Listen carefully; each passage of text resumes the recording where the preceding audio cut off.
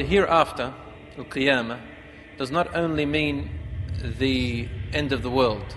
Whoever dies, then that is his Qiyamah. As the Prophet ﷺ said in a Sahih Hadith, مَنْ مَاتَ فَقَدْ قَامَتْ قِيَامَتُهُ. Whoever dies, then their last hour has come.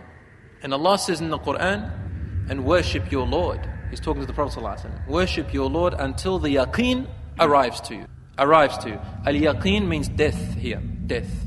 The Prophet ﷺ told us that everyone will taste the sakarat of death. And Allah subhanahu wa ta'ala tells us in the Quran, وَجَاءَتْ سَكْرَةُ الْمَوْتِ بِالْحَقِّ. The intoxications of death have come in reality. And Rasul ﷺ himself used to feel the intoxications of death. He said when he was dying, he used to wipe his forehead and he would say, Subhanallah, inna lil mawti la sakarat. Glory be to Allah. To death there really are intoxications. So now the question is, Tayyib, we learnt about all of this. How does the soul exit the body? And is there a difference between the believer and the disbeliever? Yes, there is. And he said, إِنَّ الْمُؤْمِنَ إِذَا كَانَ بِانْقِطَاعٍ مِنَ الدُّنْيَا. He talks about the believing soul now. Starts off with the believing soul. إِنَّ الْمُؤْمِنَ إِذَا كَانَ بِانْقِطَاعٍ مِنَ الدُّنْيَا. The believing person, when he is about to depart from this world, to be detached from the world, وَإِقْبَالٍ مِنَ الْآخِرَةِ. And he is almost about to go into the hereafter. نَزَلَ إِلَيْهِ مَلَكَانِ بِيضُ الْوُجُوهِ كَأَنَّ وُجُوهَهُمُ الشَّمْسُ. Two beautiful angels will come down from the sky. They have got beautiful faces full of light, as if their face is the sun itself. That's how much light they have. وَمَعَهُمْ حَنُوطٌ مِنَ الْجَنَّةِ وَأَكْفَانٌ مِنَ الْجَنَّةِ. They have perfume from paradise, and they have a shroud from paradise. And then they wrap him, and they place the perfume in him, and the angel of death is there. And he says to the soul of the believer, come out to a pleasure from your Lord. Come out to a luxury that you are going to receive from your Lord. أَيَّتُهَا الرُّوحُ الطَّيِّبَةِ. O beautiful, pure soul. The Prophet ﷺ said, the soul of the believer comes out, or the angel of death takes it out, in this way. Just like water spilling from a jug. Can you imagine water spilling from a jug? How does it spill out? You can see it. It spills out softly, smoothly, purely, beautifully. There are no obstacles in it coming out. كَفِيِّ السِّقَاء. And the two angels, they don't allow the angel of death to hold it for long at all.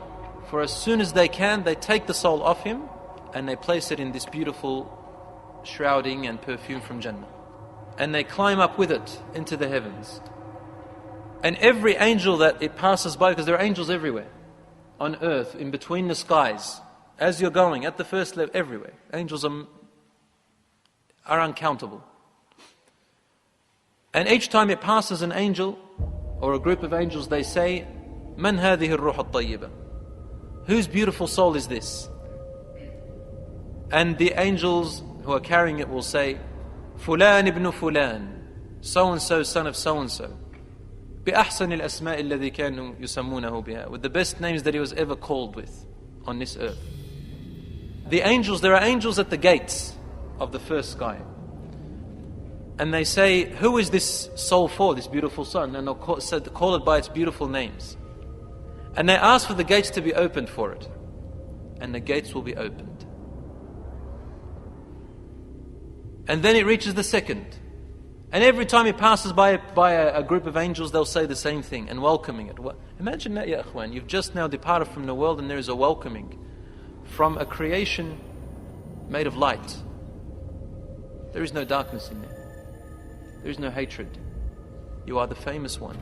You are popular among these enormous creatures, beautiful creatures you've never eyes laid on. And no one else can see this.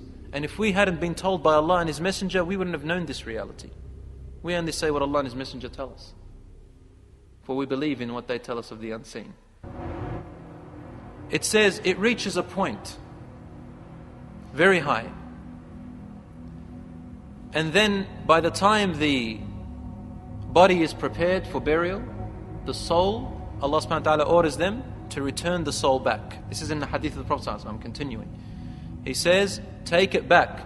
فَمِنْهَا خَلَقْنَاهُمْ وَفِيهَا نُعِيدُ وَمِنْهَا نُخْرِجُهُمْ تَارَةً أُخْرَى. From the soil we created the body and to them, and to it we will return them, and from it we will resurrect them once again. Return the soul back to the body.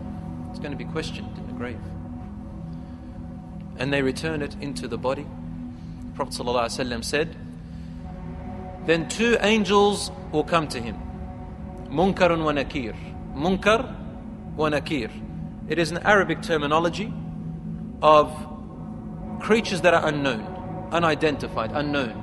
Munkar, meaning don't know what it is. Nakir, even more unknown. So the angels will come and they will wake him up and say, Man Rabbuk? They'll ask him three questions.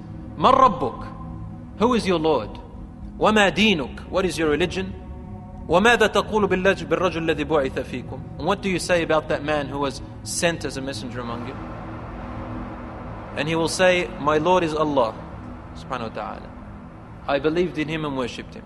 My religion is Islam, and the man is my prophet. I heard about him and I believed in him and followed him. And the angels will say to him, sleep or rest. Rest, for what is going to come is going to be better. O beautiful soul. And then he is told to look, or she is told to look to their left. And a little opening, a gateway is opened. And they see hellfire burning itself. Terrible, terrible place. And they will say to him, I don't know if it's Munkar wa Nakir or other angels that will be there. They will say to him, nevertheless, look at that. And the person in the grave moves away. Says, that is your place. That is your place. Allah created that place for you. But because you chose to obey Allah subhanahu wa ta'ala, you have saved yourself from that place. You will never go in there. And they close it. Then they open a door from the right. And he sees paradise, palaces, beauty, nur, undescribable beauty. And he loves it. And they say to him, this is what is awaiting for you now. You have earned it and you are going there. This is your kingdom. But as soon as he sees that, the Prophet ﷺ says, the person in the grave says, dua, makes a dua, says, Allahumma Rabbi aqim as-sa'a. Ya Rabbi aqim as-sa'a. Oh my Lord, let the world end. Let the world end hatta adhaba ila ahli wa mali. So I may go to my family and belongings in paradise. I want to go there. Please end it quickly. He wants the world to erupt so he can go there because of what he has seen. This is the body that we have. And there is a soul. Allah told us in the Quran, وَيَسَأَلُونَكَ عَنِ الرُّوحِ قُلِ الرُّوحُ مِنْ أَمْرِ رَبِّي. They ask you about the soul. You don't know much about it. Say it is a matter that's only known by my Lord. وَمَا أُوتِيتُ مِنَ الْعِلْمِ إِلَّا قَلِيلًا. I've only given very little amounts of knowledge. Rasul ﷺ said, it is being told to him. So we have a ruh, a soul inside of us. This soul, my dear brothers and sisters, actually doesn't perish. According to the Quran and Sunnah, the soul stays. The body perishes. All these feelings that you feel right now on this world are different to the feelings that the soul feels. It is a little bit similar, if you want a bit of an example, to when you're asleep. You could probably look at a person who is asleep and you see their body sound asleep as if they're peaceful. Isn't that correct? But sometimes you may have a nightmare and you're struggling, and there are people who feel pain during the night and think it's real. And then suddenly they wake up and they're breathing heavily. And they say, why didn't you stop me? Why didn't you come and help me? If someone's there, you say, well, you were sleeping peacefully. And they don't see what you're going through. And sometimes you'll be in a total bliss and beauty in your dreams. And on the outside, you can't see it. It's just the body sleeping. Similar to that, but on more of a real scale, reality. This is how what happens when you're actually dead. The body, khalas, it's dead. You look at it, it's dead. It's decaying, it goes into soil. There's no more existence to it.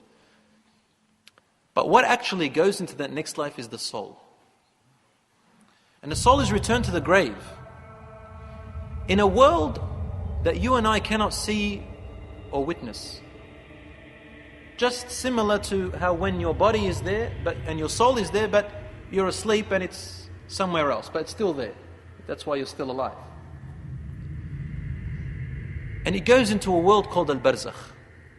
If you open up a grave, you won't see this. But what this occurrence, all these things that are happening, they are happening in the world called Al-Barzakh. And Al-Barzakh is mentioned in the Quran. But before I explain it, the literal definition of the word Barzakh is a barrier. Islamically, al-barzakh is the existence of a unique and different reality, a world of a different and unique reality between this world and between the Day of Judgment. It's not the Day of Judgment and it's not this world. It's a world in between there where the soul survives there. The soul is there temporarily. Where the souls are detained outside of the body. It is the world of the dead. Until people forget about him and the Imams stop mentioning him. Remind ourselves, what is the wisdom? What is the purpose? Why is it